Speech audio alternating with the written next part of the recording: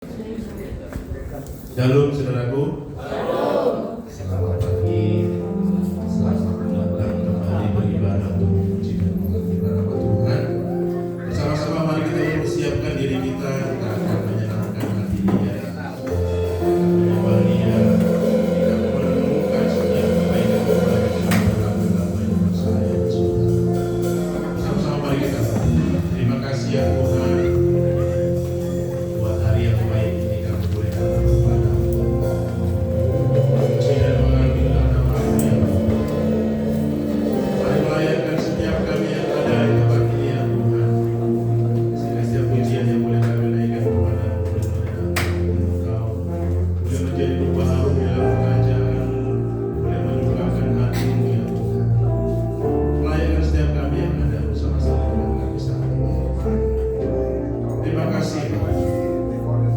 terima kasih Yesus. Terima kasih ya Tuhan. Terima kasih Bapa. Kami siap memuji dan mengucapkan. Hanya dekat kepada-Mu saja ya Bapa kami mengasihi. Menunaikan pujian bersama.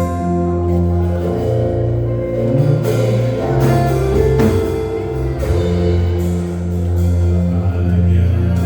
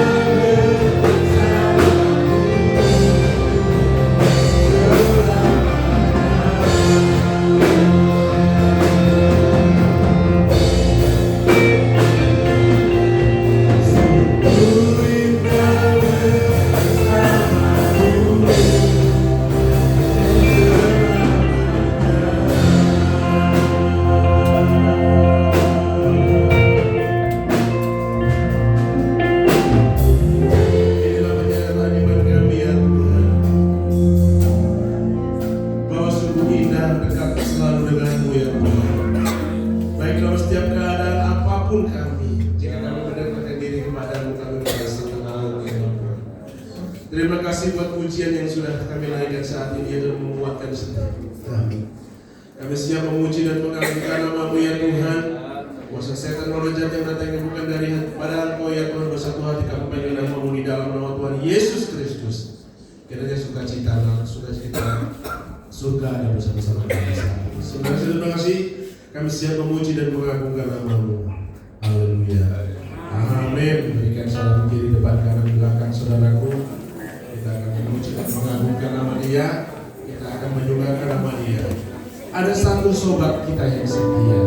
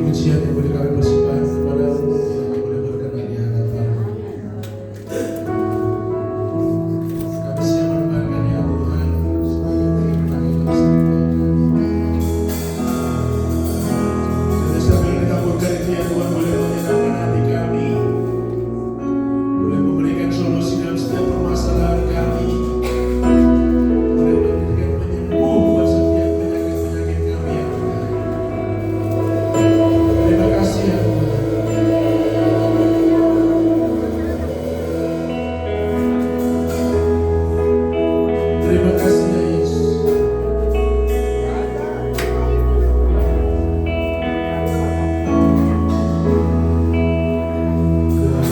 Aku cari damai hanya ku dapat dalam Yesus.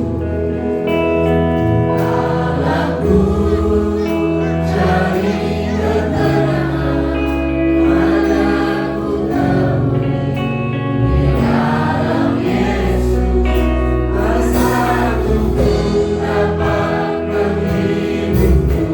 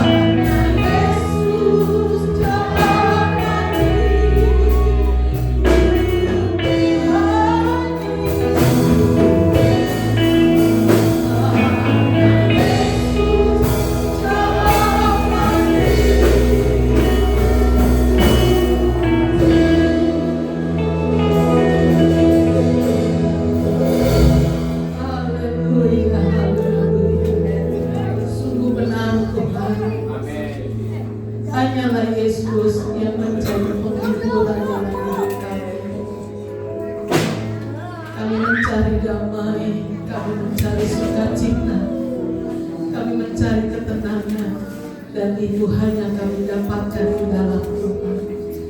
Terima kasih Tuhan untuk kasih setia-Mu. Terima kasih untuk segala anugerah. Kami mengucap syukur buat apa yang Tuhan kerjakan. Dan pagi hari ini setelahnya kami memuji mempermuliakan nama Tuhan. Sebentar kami akan mendengarkan setiap kebenaran firman Allah. Dan kami tahu lewat kebenaran firman Tuhan kami boleh dikuatkan, kami boleh diteguhkan. Bahkan kami percaya pemulihan demi pemulihan akan terjadi atas kehidupan kami semua. Dan kami percaya kemenangan boleh terjadi atas hidup kami pribadi lepas pribadi. Oleh sebab itu Tuhan kami berdoa segala penguasa di udara yang hendak mengganggu bahkan mengambil setiap bagian dari kepada kebenaran firman Tuhan. Kami bersatu hati, kami tolak, kami patahkan dalam nama Yesus. Dan biarlah pagi hari ini roh Allah, roh Tuhan yang memberkati kami pribadi lepas pribadi. Kami akan duduk diam untuk mendengarkan setiap kebenaran firman Tuhan. Di dalam nama Tuhan Yesus kami berdoa kepada Tuhan. Haleluya. Amin. Puji Tuhan. Halo Bapak Ibu Saudara, apa kabarnya? Luar biasa ya. Kita bersyukur Tuhan begitu luar biasa, Tuhan begitu ajaib atas hidup kita pribadi lepas pribadi. Baik, kita bersama-sama kita akan masuk di dalam kitab Amsal. Karena khotbah berseri saya tentang jangan takut sudah selesai, dan kita dan hari ini beberapa waktu ini ke depan kita akan melihat kitab Amsal. Amsal pasal yang kedua ayat yang ke-6 sampai ayat yang ke-7. Kita akan baca bersama-sama dalam kitab Amsal pasal yang kedua ayat 6 sampai ayat yang ke-7. 1, 2, 3. Karena Tuhanlah yang memberikan hikmat, dari mulutnya datang pengetahuan dan kepandaian. Ia menyediakan pertolongan bagi orang yang jujur, menjadi perisai bagi orang yang tidak bercela lakunya. Puji Tuhan. Bapak Ibu Saudara, saya kayaknya ada beberapa waktu lalu bapak-bapak pernah dikirim waktu mengikuti Pria Sejati. Ada 2 kali kalau nggak salah itu ya. Nah biasanya di Pria Sejati itu ada banyak yang ditulis ya, tulisan-tulisan dan itu menjadi ayat hafalan bagi pria-pria. Nah salah satunya adalah yang pria-pria harus hafalkan adalah kejujuran adalah awal pemulihan. Biasanya itu terpampang dan pria-pria harus menghafal itu. Ya. Nah, salah satunya adalah kejujuran adalah awal pemulihan. Kalau kita melihat di dalam ayat yang ke-7 berkata demikian. Ia menyediakan pertolongan bagi orang yang jujur, menjadi perisai bagi orang yang tidak bercela lakunya. Jika berbicara tentang kejujuran, sebetulnya kejujuran ini adalah berbicara tentang hati nurani yang paling terdalam. Jadi kita semua ini punya kejujuran. Dan jika berbicara tentang kejujuran, ini adalah berbicara tentang hati nurani yang paling terdalam. Yang saya tidak bisa suruh. Memang saya bisa memberikan satu nasihat lewat kebenaran-kebenaran firman Tuhan. Tapi tentang kejujuran itu sendiri adalah berbicara tentang hati nurani yang paling terdalam. Apakah Bapak dan Ibu mau melakukan kejujuran itu secara pribadi lepas pribadi? Baik Bapak Ibu, anak-anak muda maupun anak-anak kecil. Saya bisa memberikan satu nasihat. Tetapi jika berbicara tentang kejujuran ini adalah berbicara tentang hati nurani yang kita punyai masing-masing. Satu saat Nabi Samuel ini mencari seorang pemimpin yang akan menggantikan Raja Saul. Pada waktu bangsa Israel komplain kepada Tuhan. Komplain dulu kepada Nabi Samuel, lalu komplain kepada Tuhan. Kenapa? Mereka katakan di seluruh dunia ini ada raja. Kenapa bangsa Israel tidak punya raja? Sehingga Tuhan pilihlah Raja Saul naik. Tetapi setelah dipilih Raja Saul ini naik, dia menjadi sombong, tinggi hati, dan Tuhan sangat sedih. Dan pada waktu itu Tuhan suruh kepada Nabi Samuel, kamu pergi ya nanti ya ke satu keluarga namanya Isai. Nah Isai ini punya anak banyak. Anaknya badannya gagah-gagah, besar-besar, ilmu berperangnya hebat. Lalu majulah anak yang pertama. Nah, pikir Nabi Samuel ini, oh jangan-jangan dia ini yang besok akan menjadi raja menggantikan Raja Saul. Tapi Tuhan katakan bukan. Lalu datanglah anak yang kedua lewat, disuruh jalan. Lalu kata Tuhan bukan. Sampai akhirnya sudah habis, tidak ada lagi di rumah itu anak laki-laki. Lalu Nabi itu berkata kepada Isai, memang kamu tidak punya lagi anak laki-laki yang akan dijadikan raja? Oh ada satu, masih ada di padang gurun. Panggil dia. Kalau dia tidak datang, kita tidak makan. Nah waktu dipanggil Daud ini, Tuhan katakan dialah orang yang harus engkau urapi. Alkitab katakan di dalam 1 Samuel pasal 16 ayat yang ke-7, coba lihat dulu 1 Samuel pasal yang ke-16 ayat yang ke-7. Berfirmanlah ayat yang ke-7. Tetapi berfirmanlah Tuhan kepada Samuel, janganlah pandang parasnya atau perawakannya yang tinggi, sebab aku telah menolaknya. Bukan yang dilihat manusia, yang dilihat Allah. Manusia melihat apa yang di depan mata, tetapi Tuhan melihat hati. Bapak, Ibu, Saudara dikasih oleh Tuhan, Tuhan itu bukan melihat gantengnya kita dan cantiknya kita. Tuhan tidak melihat seberapa hebat kuatnya kita untuk berperang, bekerja, melakukan segala sesuatu. Tetapi yang Tuhan lihat adalah di dalam 1 Samuel pasal 16 ayat yang ke-7 adalah Tuhan itu melihat hati. Jadi jika berbicara tentang kejujuran, ini adalah berbicara tentang sebuah hati nurani yang paling terdalam yang Tuhan lihat dalam pribadi saya dan Bapak Ibu Saudara. Dan lawan kata kejujuran adalah kebohongan. Kalau kita sudah mengawali dengan kebohongan, maka itu kebohongan akan menutupi setiap kebohongan. Kalau sudah terjadi kebohongan, maka dia tidak akan pernah lagi bisa ditutupi dengan kejujuran. Karena kebohongan akan ditutupi dengan kebohongan. Salah satu contoh, Bapak Ibu Saudara, di dalam satu peristiwa di dalam perjanjian lama, ada seorang panglima tentara yang tidak kenal Tuhan. Tapi waktu dia berperang, dia menang, dia tangkap seorang budak, anak perempuan yang masih kecil, orang Israel, dan dijadikan budak. Panglima ini mempunyai sakit. Sakitnya apa? Kusta.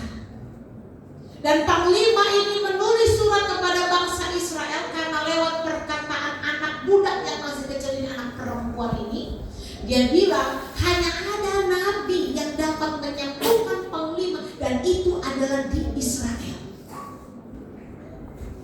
Dan nama nabi itu adalah Nabi Elia. Lalu panglima ini tulis surat kepada Raja Israel. Dan kata Nabi ini suruh dia datang. Datang Bapak Ibu Saudara. Orang yang gak kenal Tuhan, yang gak tahu Tuhan, dan punya penyakit. Penyakitnya kusta. Kalau Bapak Ibu Saudara pernah melihat orang yang sakit kusta di pinggir jalan, tadinya putih, kemerah-merahan, gatal, lama-lama mati rasa, lama-lama copot satu-satu tangannya. Tangan-tangan itu bisa copot sakit kusta. Dan kalau di dalam perjanjian lama, orang yang sakit kusta tidak boleh tinggal satu rumah, tidak boleh tinggal satu kota, dia harus diasingkan. Dan kalau orang yang sakit kusta, dia harus berkata kepada orang-orang yang ada di sekitarnya, dia harus katakan najis, najis, najis. Supaya apa? Orang lain tahu orang ini adalah sakit kusta dan dia adalah seorang yang najis, nggak layak. Dan panglima ini datang kepada nabi yang ada di Israel, Nabi Elia. Dan nabi itu katakan apa? Dia katakan, celupkan dirimu di sungai ini 7 kali. Tadinya dia marah, tapi bawahannya katakan, kenapa engkau harus marah? Kalaupun yang lebih berat yang Tuhan suruh pun engkau pasti akan lakukan. Dan panglima itu mencelupkan dirinya di sungai yang memang ada di Israel. Waktu dia celupkan, waktu 7 kali dia keluar dari sungai itu, Alkitab katakan kulitnya seperti kulit bayi, putih bersih seperti kulit bayi. Dan apa yang terjadi Bapak Ibu Saudara yang dikasih oleh Tuhan? Nabi ini punya pelayan, punya hamba yang bernama Gehasi. Waktu kesembuhan terjadi, panglima ini katakan kepada Nabi, ya ini aku bawa talenta emas, aku bawa emas banyak, aku bawa baju-baju banyak. Dilihat oleh Gehasi. Karena Nabi ini menolak pemberian daripada panglima Naaman, panglima ini pulang. Gehasi berlari di belakang dan panggil-panggil panglima Naaman. Dia lari, dia samperin keretanya, dia uber. Begitu kereta panglima itu berhenti, dia katakan, selamatkan, selamat. Ada apa? Gehasi berkata, ada orang datang kepada tuanku dan dia membutuhkan perak dan baju 1 botol saja. Panglima ini ambil emasnya yang banyak itu, dia ambil jubah yang baik yang bagus 2, dia berikan kepada Gehasi. Dan Gehasi langsung masukkan emas dan baju itu ke dalam rumahnya. Dan dia datang lagi kepada Nabi Elisa. Dan waktu dia datang itu, Nabi berkata begini, Gehasi, dari mana engkau? Saya tidak dari mana-mana. Sudah kebohongan 1 kali. Waktu ditanya oleh Nabi, dia berkata kebohongan yang 2 kali. Saya tidak dari mana-mana. Tapi Nabi itu berkata, di mana engkau berada, di situ juga hatiku berada. Dan Alkitab katakan, engkau minta emas itu, engkau minta baju itu, engkau boleh memiliki ladang, engkau boleh memiliki segala-galanya, engkau bisa beli semuanya. Tapi ingat baik-baik, Alkitab katakan di situ ya, bahwa penyakit panglima Naaman, penyakit kustanya akan menimpa engkau beserta anak, cucu, dan keturunanmu. Saya melihat begini, seringkali kejujuran hilang oleh karena keserakahan.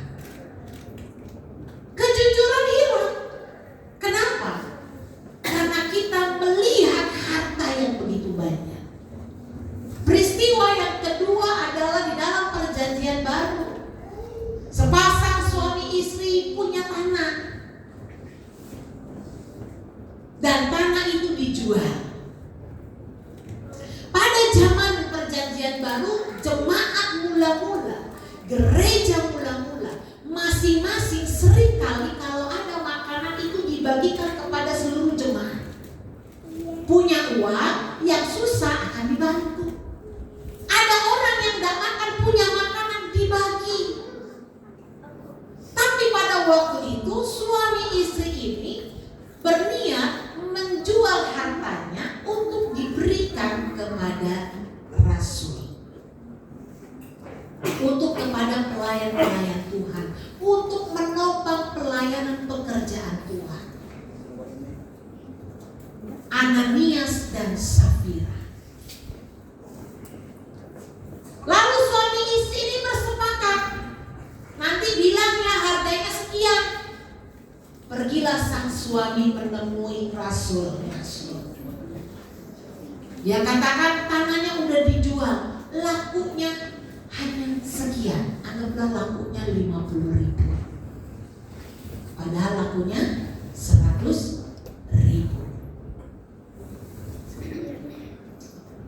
Lalu Alkitab katakan peristiwa itu, waktu dikatakan demikian, rasul-rasul hanya bilang, kenapa engkau membohongi Roh Kudus? Seketika itu juga Ananias langsung jatuh dan harus mati. Ditunggu-tunggu suami tidak pulang-pulang. Safira pergi lagi untuk menjumpai suaminya. Takut salah ngomong mungkin ya. Tapi waktu ditanya, waktu datanglah istrinya ini menghadap rasul-rasul, harga 50.000 yang dijual itu, seumpamanya seperti itu. Lalu istrinya bilang begini, Safira bilang, iya, betul. Di dalam Alkitab dicatat, orang yang mengubur suamimu saja di baru masuk, karena dia sudah berbohong. Dan apa yang terjadi? Safira jatuh dan langsung mati. Safira langsung jatuh dan langsung mati. Dan orang yang baru mengubur suaminya datang angkat Safira dan menguburkan kembali Safira. Dari peristiwa ini kita dapat melihat kebohongan itu menutupi setiap kejujuran. Tidak jadi masalah mau dijual tanah itu berapa saja. Toh rasul-rasul itu tidak meminta bagian. Tetapi mengapa harus kejujuran itu ditutupi dengan kebohongan? Ada satu peristiwa yang saya lihat di dalam kitab Titus. Coba kita lihat dulu. Titus pasal yang pertama, ayat yang ke-11 dan ayat yang ke-12. Tolong multimedia membantu saya. Amsal ini kita selipkan dulu, artinya nanti kita akan kembali lihat lagi. Tapi kita akan lihat dalam kitab Titus pasal yang pertama,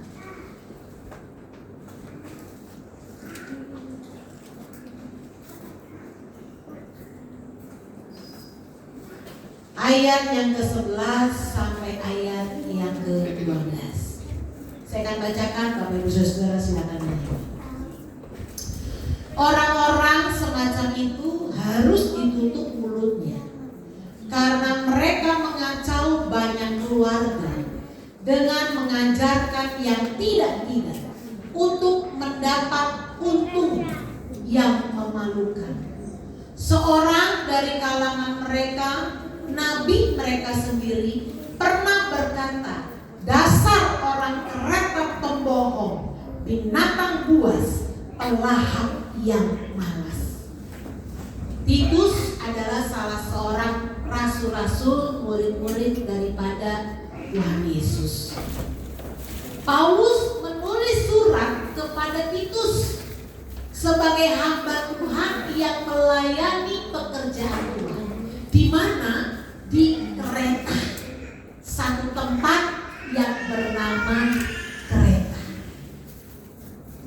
Tahukah Bapak Ibu Saudara, kota tempat yang bernama Kreta ini, satu kota ini adalah orang-orang yang berisi suka mengatakan kebohongan.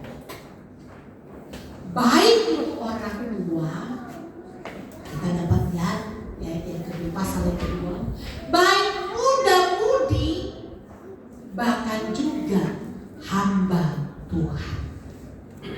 Hamba Tuhan pun dapat berbohong, tidak mengatakan kejujuran. Kenapa? Karena ingin mendapatkan satu keuntungan yang sangat besar. Orang tua pun berbohong, suami dan istri. Orang tua dengan anak-anak, anak-anak dengan orang tua. Nggak ada satupun yang dapat berkata dengan jujur. Sehingga Alkitab katakan di dalam ayat yang ke-12, seorang nabi berkata bahwa dasar orang keren dan pembohong. Kenapa? Karena tidak ada satu kejujuran dalam hidup mereka. Nilai-nilai kejujuran itu nggak ada. Hati nurani mereka sudah tertutup. Kalau Bapak Ibu Saudara melihat di dalam pasal yang kedua, coba lihat dulu pasal yang kedua. Di dalam ayat yang kedua demikian berkata, Alkitab berkata, laki-laki yang tua hendaklah hidup sederhana, terhormat, bijaksana, sehat dalam iman, dalam kasih, dan dalam ketekunan. Itu laki-laki. Dalam ayat yang ketiga demikian. Demikian juga perempuan-perempuan yang tua, hendaklah mereka hidup sebagai orang-orang beribadah. Jangan memfitnah, jangan menjadi hamba anggur, tetapi cakap mengajarkan hal-hal yang baik. Perempuan-perempuan menjadi hamba-hamba anggur. Gak bisa mengajarkan hal yang baik. Kebohongan demi kebohongan terjadi dalam hidup mereka. Anak-anak muda, lihat dulu dalam ayat yang ke-6. Demikian juga orang-orang muda, nasihatilah mereka supaya mereka menguasai diri dalam segala hal. Anak-anak muda gak dapat menguasai diri. Hidup dengan semau-maunya, hidup dengan sesuka-suka hatinya. Dan di dalam ayat yang ke-7 demikian, dan jadikanlah dirimu sendiri suatu teladan dalam berbuat baik, hendaklah engkau jujur dan bersungguh-sungguh dalam pengajaran. Ini untuk siapa? Untuk Titus. Paulus katakan kepada Titus supaya dia hidup jujur dan sungguh-sungguh dalam pengajaran, supaya dapat menjadi berkat. Dan hamba-hamba Tuhan dikatakan dalam ayat yang ke-9, hamba-hamba hendaklah taat kepada tuannya dalam segala hal dan berkenan kepada mereka, jangan membantah. Jadi Bapak Ibu Saudara dikasih oleh Tuhan, kalau kita melihat Paulus ingatkan kepada Titus dalam ayat pasal yang kedua ayat yang ke-7 supaya jadilah teladan dalam berbuat baik. Tidak ada lagi kebohongan, tetapi satu kejujuran, teladan dalam berbuat baik. Yang selanjutnya dikatakan hendaklah engkau jujur. Jujur kepada Tuhan dan kepada manusia. Saya kadang-kadang bingung kalau ada orang yang tidak jujur kepada manusia, bagaimana dia akan jujur kepada Tuhan yang tidak kelihatan. Karena ini penting Bapak Ibu Saudara. Kepada orang yang bisa kita lihat, kita tidak dapat berkata dengan jujur. Bagaimana kita dapat jujur di hadapan Tuhan? Dan kejujuran ini berbicara tentang pribadi lepas pribadi. Saya bisa memberikan satu nasihat kepada Bapak Ibu Saudara. Alkitab memberikan satu nasihat kepada Bapak Ibu Saudara mengenai satu nilai kejujuran. Tetapi hari ini masalahnya adalah hati nurani Bapak Ibu Saudara, apakah bisa melakukan satu kejujuran itu dalam hidup kita semua? Karena berbicara tentang kejujuran, itu berbicara tentang komitmen kita kepada Tuhan dan sesama. Kalau suami istri sudah tidak ada kejujuran, apakah itu berbicara tentang komitmen? Apakah itu berbicara tentang kesetiaan? Jika kita dengan Tuhan tidak dapat jujur, apakah itu berbicara tentang ketaatan kita kepada Tuhan? Karena saya tidak bisa menjadi hakim bagi Bapak Ibu Saudara.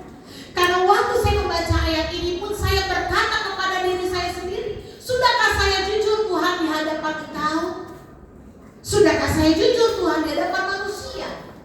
Karena saya berusaha sama seperti Paulus ingatkan kepada Titus, hendaklah engkau jujur.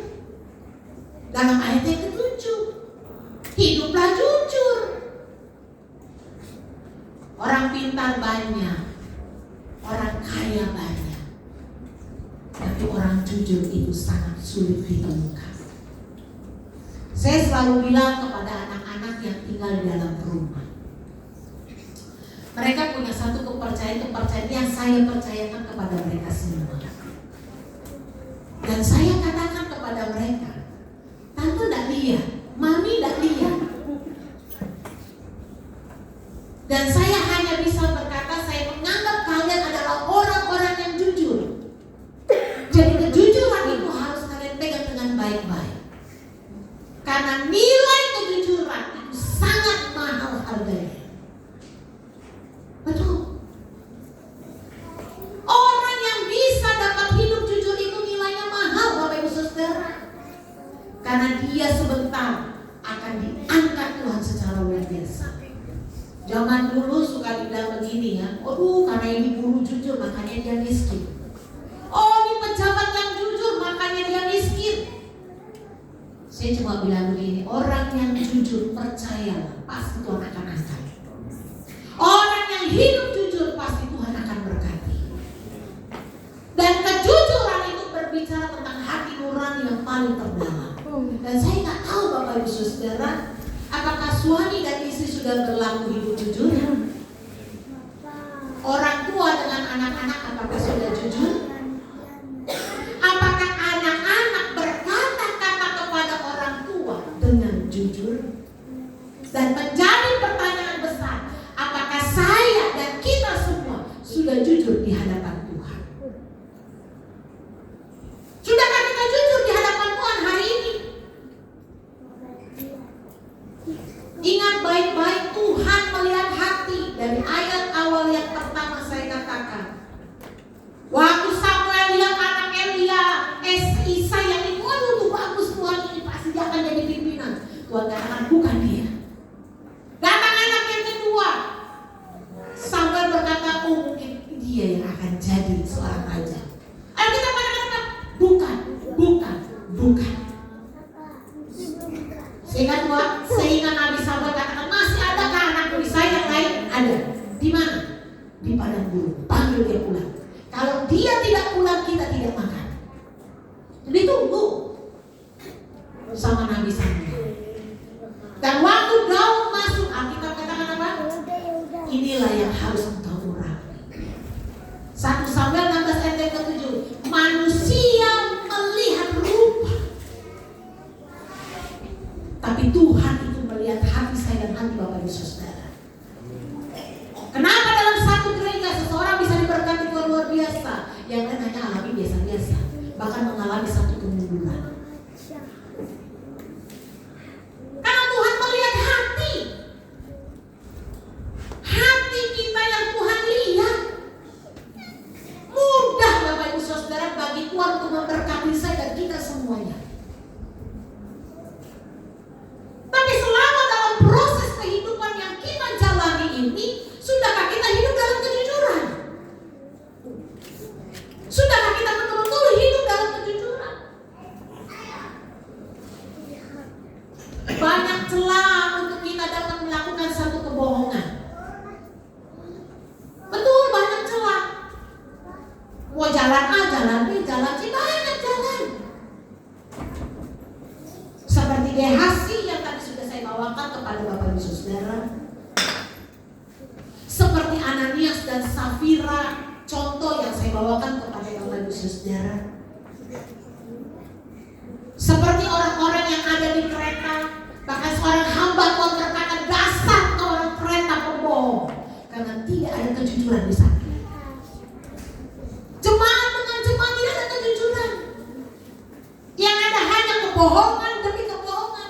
Dan ingat baik Bapak Ibu Saudara, ingat baik-baik, kebohongan tidak dapat ditutupi dengan kejujuran.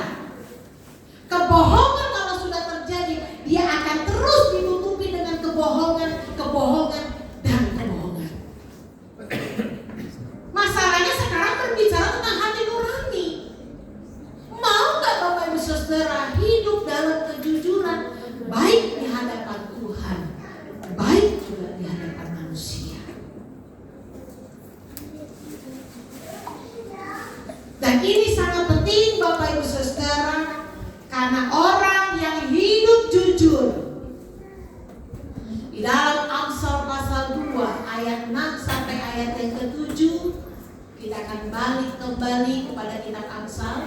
Coba multimedia bantu saya. Dalam kitab Amsal pasal yang kedua, ayat yang ke-6 sampai ayat yang ke-7, ada satu janji Tuhan yang luar biasa. Ayat 6 dan ayat yang ke-7, ayat yang ke-7 saja kita akan bacakan. Ia menyediakan pertolongan bagi orang yang jujur. Ada pertolongan. Oleh karena kita hidup jujur, kita susah, Alkitab katakan Tuhan akan tolong.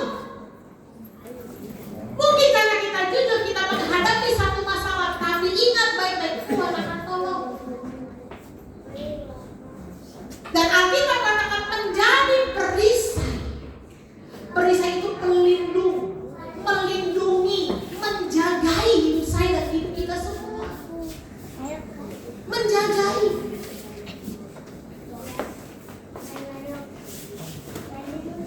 Dan tidak hanya sampai di sana Bapak Ibu Saudara. Dalam ayatnya yang ke-20 sampai ayat yang ke-21 demikian.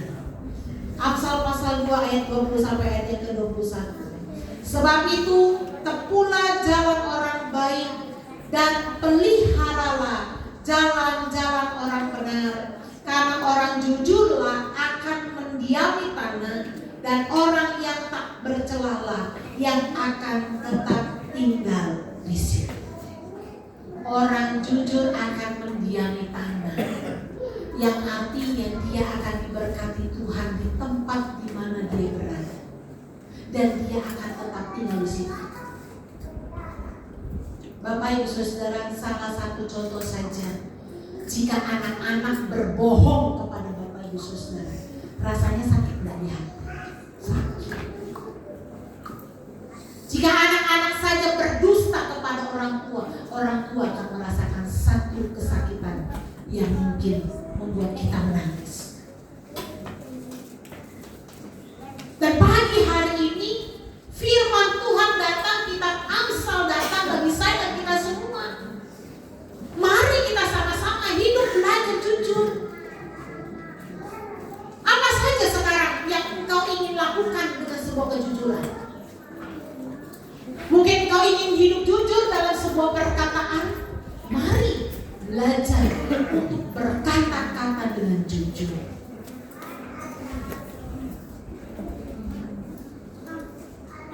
Satu saat Bapak Gembala pada waktu zaman dulu kami belum melayani pekerjaan Tuhan, saya punya saudara saya buka pabrik rokok. Lalu dia bilang gini, tolong dibantu jualin dong rokoknya, karena zaman dulu merek baru itu jarang ya. Kalau zaman sekarang kayaknya merek baru kan banyak. Bapak Gembala tidak merokok. Saya bilang gini, gimana caranya papi bantu jualin barangnya? Saya cuma keluarkan itu, dicoba silakan, ini produknya. Ditanya enak gak? Bapak Gembala bilang, gak tahu, karena gak tahu rasanya, saya gak merokok. Tapi ada pertolongan Tuhan. Kita berkata tak bisa jujur karena sebuah pekerjaan, kata siapa? Kalau engkau bekerja dalam kejujuran, Tuhan akan tolong engkau. Tuhan akan menjaga engkau. Bahkan engkau akan diberkati oleh Tuhan. Kalau engkau berlaku hidupmu ingin hidup jujur, percayalah pertolongan demi pertolongan akan terjadi.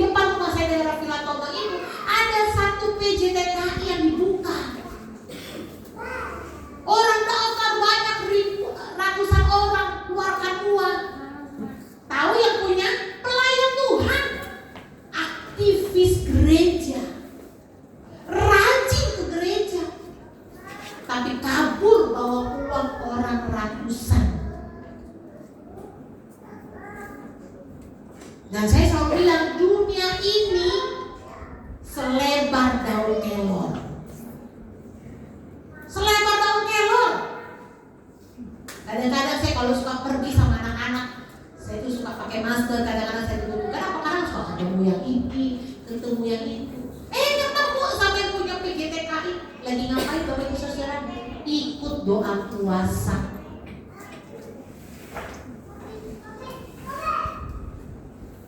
Kejujuran berbicara tentang hati nurani. Saya nggak tahu Bapak Ibu Saudara jujur nggak kepada Tuhan. Jujur nggak kepada suami dan istri, saya nggak tahu. Anak-anak jujur nggak kepada orang tua, saya nggak tahu. Tapi ingat baik-baik, Tuhan melihat hati saya. Tuhan melihat hati Bapak Ibu Saudara. Kalau engkau berlaku baik, baiklah keadaan. Jika engkau berlaku dengan jujur, ingat dan pegang janji Tuhan. Kalau orang bilang banyak 1001 jalan menuju Roma, betul, 1001 macam jalan menuju kebohongan, tapi 1001 jalan juga menuju kejujuran. Pagi hari ini saya nggak tahu Tuhan berbicara apa di dalam hati kita pribadi lepas pribadi lewat firman Tuhan mengenai kejujuran. Tapi ingat baik-baik, jika engkau berlaku dengan jujur di hadapan Tuhan dan di hadapan manusia, Tuhan akan memberkati hidupmu dan hidup saya. Amin. Tuhan akan mengadakan satu pertolongan. Saya undang pemain musik untuk maju ke depan. Saya rindu menaikkan sebuah pujian. Peganglah tanganku terus, pimpin hidupku setiap hari. Karena saya tahu saya tidak mampu berjalan tanpa tuntunan Tuhan, tanpa Roh Kudus di dalam hidup saya dan kita semua. Dan pagi hari ini Bapak Ibu Saudara, jika nasihat ini datang bagi saya, jika nasihat ini datang bagi Bapak Ibu Saudara, maka ambil satu keputusan bahwa kita mau belajar untuk hidup jujur. Berkata-kata dengan jujur, hiduplah yang jujur kepada Tuhan dan kepada manusia. Suami istri ambil keputusan untuk hidup jujur. Orang tua dengan anak-anak untuk berlaku jujur. Anak-anak berkata-kata kepada orang tua dengan jujur. Karena waktu kau hidup jujur, hidupmu akan diangkat. Engkau akan ditolong. Engkau akan dijagai. Engkau akan dilindungi. Bahkan engkau akan diberkati oleh Tuhan. Kita mau angkat pujian ini sebelum kita masuk ke dalam doa. Peganglah tanganku Roh Kudus. Peganglah tanganku Roh Kudus. Setiap hari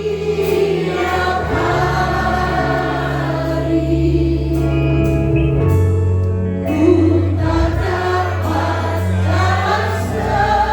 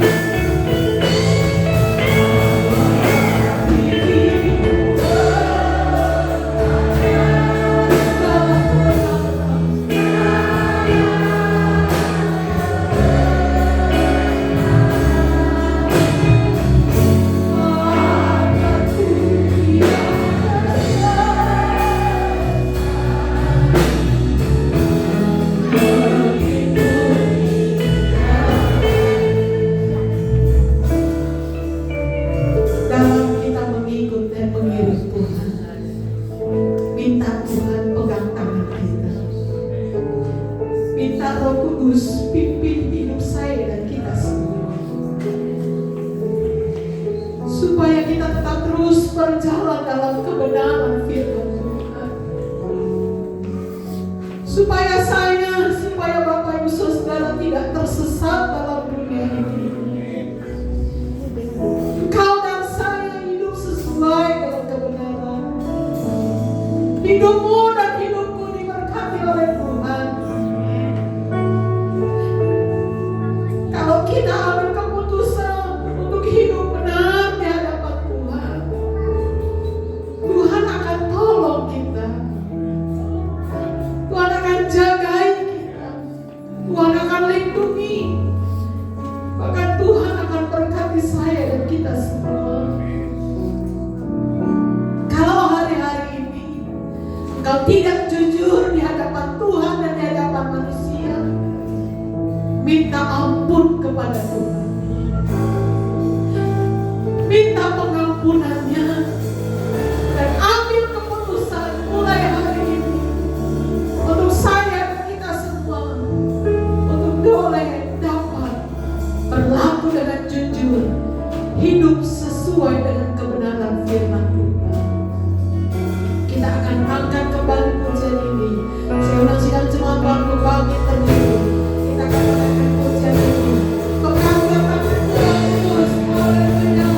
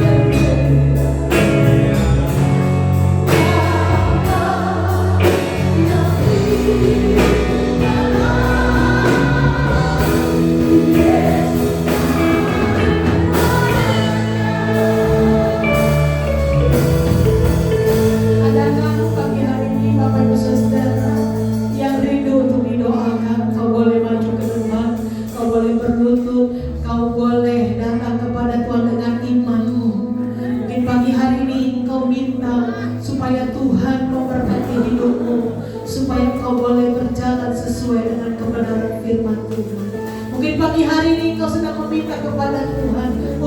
dikuatkan supaya engkau boleh hidup sesuai dengan kebenarannya. Kau boleh maju ke depan, kau boleh menutup, kau boleh berdoa.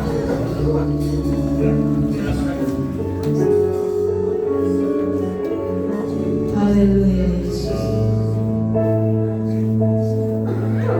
Peganglah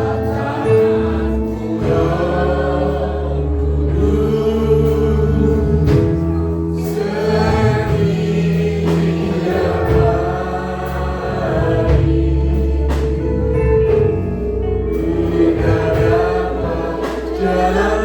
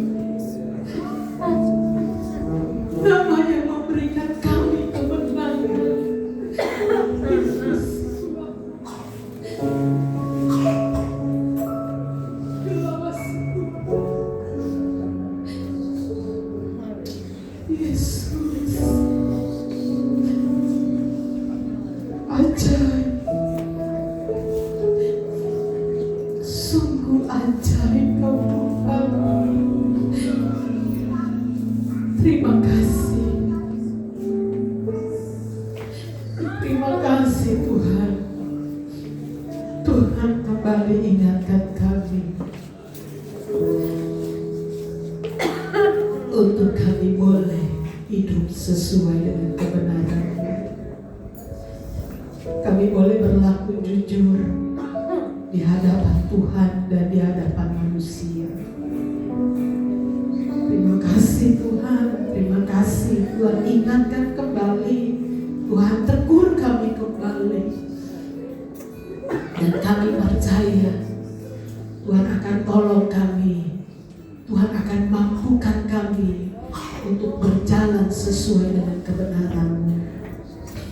Peganglah tangan kami Tuhan, pimpin kami dengan kuasa Roh Kudus. Dan kami yang iman percaya pagi hari ini, kami yang ada di atas, kami yang ada di bawah, kami yang ada di depan, kami yang ada di belakang, pagi hari ini Tuhan tidak lewatkan kami, tapi Tuhan menjamah kami pribadi lepas pribadi.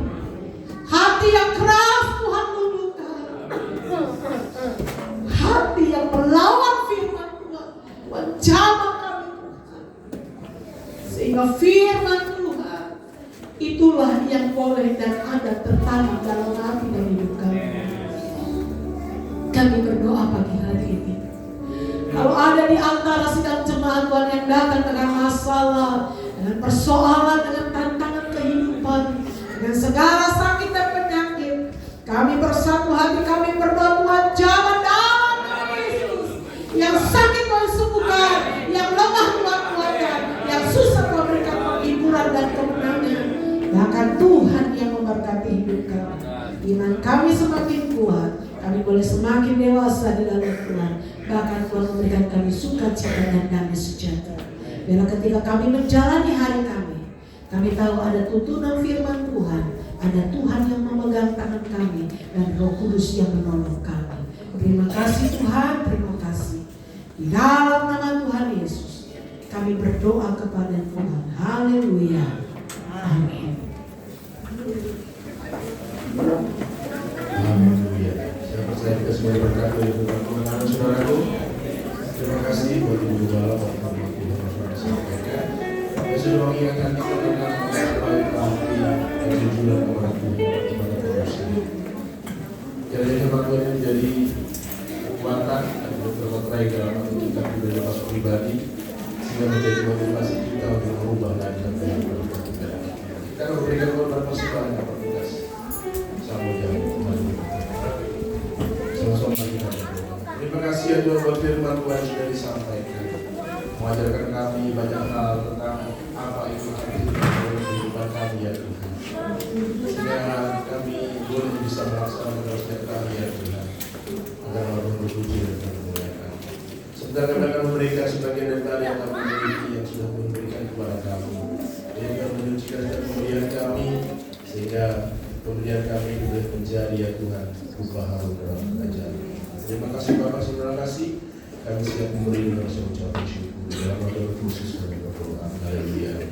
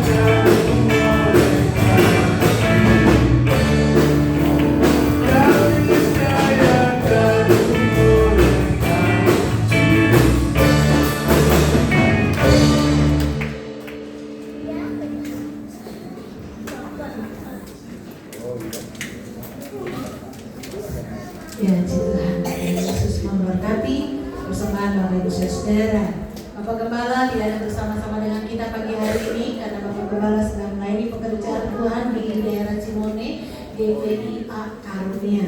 Baik, pengumuman, saya akan membacakan pengumuman. Selamat ulang tahun. Ini sebenarnya minggu lalu udah diucapin ya, tapi orangnya nggak ada ya, jadi hari ini diucapin lagi. Saudara Kyuzel Aaron Santoso ya, selamat ulang tahun. Selamat ulang tahun kepada saudari Sano. Selamat ulang tahun kepada Bapak Riadi Nebaho. Selamat ulang tahun kepada anak Regi Shen Setiono. Selamat ulang tahun kepada Bapak Novianto ya. Doa kita semua agar umur sehat selalu dan iman yang semakin kuat di dalam Tuhan. BKK jangan lupa pembayaran menghubungi Ibu Simanjuntak. Lalu untuk pembangunan Ibu Lili, retret itu kepada Ibu Edi Paulus, lalu Natal kepada Jessica dan Yola. Nah, urusan duit-duit dihubungilah mereka yang ada di atas. Lalu Bapak Ibu Saudara, beberapa waktu yang lalu saya ada mengadakan pengumuman di grup WA gereja. Nah, ini saya kembali memberikan pengumuman bagi Bapak Ibu Saudara yang ingin memberikan taburan kasih kepada Natal sekolah minggu di Pospedi GTA, itu daerah Rajendao. Nah, Bapak Ibu Saudara nggak bisa ikut Natalan di sana, mungkin sekedar membelikan alat tulis sekolah, pulpen, pensil, buku ya, atau apapun itu dia. Nanti boleh dihubungi Ibu Novianto, Ibu PDM Kristiana, karena beliau yang melayani di sana. Karena Natalan hari Sabtu 6 Desember 2025. Diperkirakan 30 orang ya Bu, bersama dengan tamu undangan ya. 30 anak-anak. Jadi siapa yang mau ngasih pensil, ya udah kasihnya 30, ya 30 biji. Nah, atau mau kasih pulpen, kasihlah 30 kembali sama rata. Atau mau kasih buku satu orang satu, ya nggak apa-apa 30 biji gitu ya. Nah boleh nanti hubungin Ibu PDM Kristiana. Kemarin sudah ada 2 keluarga yang memberikan konsumsi ya, konsumsi dan goodie bag ya, sama saya aja ya. Nah siapa lagi yang mau silakan menghubungi Ibu PDM Kristiana. Lalu Bapak Ibu Saudara, Pak, ada ibadah pasutri. Ini Natal bukan ya? Oh ibadah aja ya.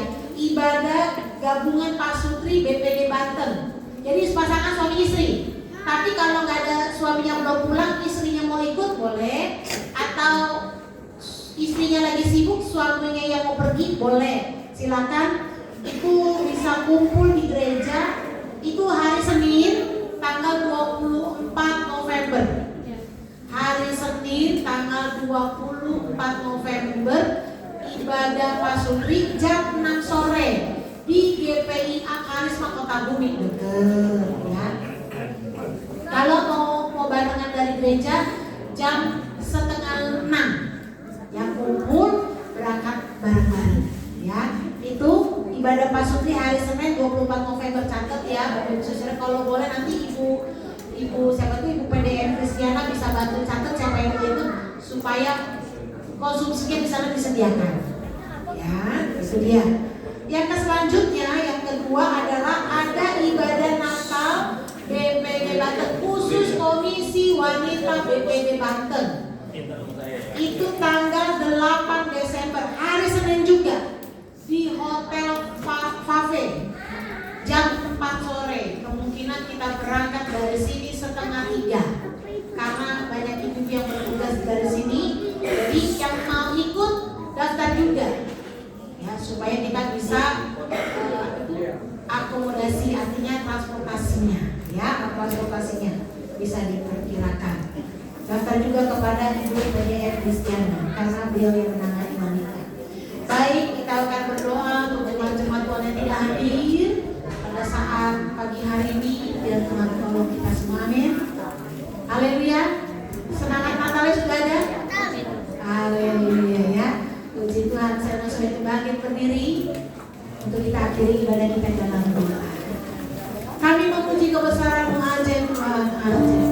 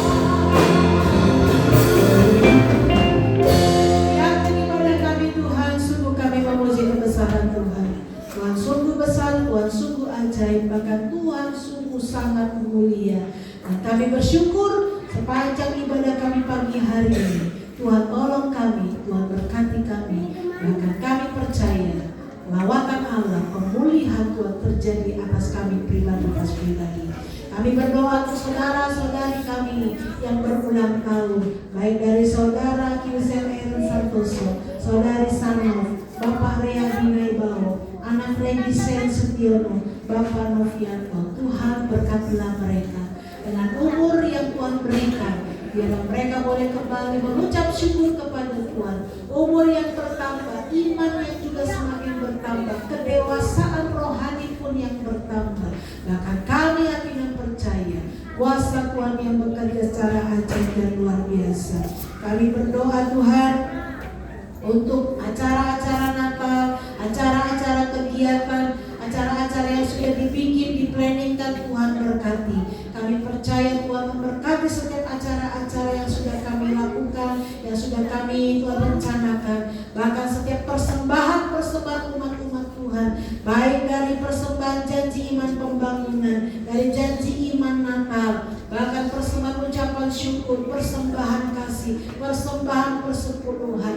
Tuhan yang membalaskan, memberkati dengan berlipat kali ganda. Kami percaya yang memberi sesuai dengan kejujuran. Kami percaya Tuhan yang memperhatikannya, Tuhan yang memberkatinya dengan berlipat kali ganda. Bahkan kami berdoa saudara-saudara seiman kami yang sedang sakit, mereka yang sedang tergeletak tak berdaya, Tuhan. Kami percaya Tuhan tolong mereka pribadi lepas pribadi. Kami berdoa saudara-saudara seiman kami pagi hari ini untuk Bapak Rudi, Bapak Ibu Simanjuntak, Opung Bonar, Bapak Merlan Sigalinggi, Bapak Yosef Chandra, Ibu Nina, Ibu Maria, Ibu Aha, baik Mama Ria, bahkan Ibu yang sedang hamil, Ibu Agnes, Ibu Seli. Tuhan berkati pemulihan daripada Ibu Butar, anak kami Kiel, bahkan saudara-saudara seiman kami yang lainnya yang sedang lemah, tidak berdaya, yang tidak diutarakan kepada kami. Tuhan tolong kami pribadi lepas pribadi. Kami akhirnya mereka kesembuhan demi kesembuhan terjadi, pertolongan demi pertolongan terjadi. Berdoa bagi pembangunan, perlebaran, perluasan tempat ibadah ini, setiap rencana-rencana yang kami rencanakan, kami percaya bahwa tangan Tuhan yang sanggup menolong, bekerja, menolong dan memberkati. Kami juga berdoa Tuhan untuk pelayanan pekerjaan Tuhan di kota-kota, di desa-desa, di kampung-kampung, dimanapun berada, pelosok-pelosok pedalaman, hamba-hamba Tuhan, penginjil-penginjil yang ada, yang melayani pekerjaan Tuhan. Tuhan memberkati. Akan kami berdoa hamba-hamba Tuhan yang sedang sakit, mereka yang lemah, tidak berdaya, Tuhan tolong mereka semua. Tuhan beri sehat, beri kuat sehingga mereka boleh bekerja untuk melayani pekerjaan Tuhan dengan lebih baik lagi. Bahkan kami berdoa untuk bangsa dan negara kami Indonesia. Kami berdoa untuk Bapak Presiden, Wakil Presiden, pemerintahan, bahkan sampai Bupati, Gubernur, Wali Kota, bahkan sampai RT RW. Tuhan memberkati. Bahkan Permata dan sekitarnya diberkati oleh Tuhan. Bahkan kami yang tidak percaya gereja-gereja Tuhan yang hari ini mengadakan ibadah, Tuhan yang memberkati. Makan dan minum kami pun Tuhan yang memberkati. Terima kasih Tuhan. Kami sungguh bersyukur kepada Tuhan. Oleh sebab itu pagi hari ini, mari arahkanlah hati kita kepada Tuhan. Terimalah segala berkat, damai, sejahtera, sukacita, bahkan persembuhan daripada Roh Kudus menyertai hidup kita. Mulai pada saat pagi hari ini, besok bahkan sampai Maranatha. Tuhan Yesus datang kembali, turunkanlah berkat Allah Abraham, Allah Ishak, Allah Yakub, di dalam nama Tuhan Yesus Kristus. Mari kita yang percaya kita berkata, amin. Tuhan Yesus memberkati. Bapa, terima kasih.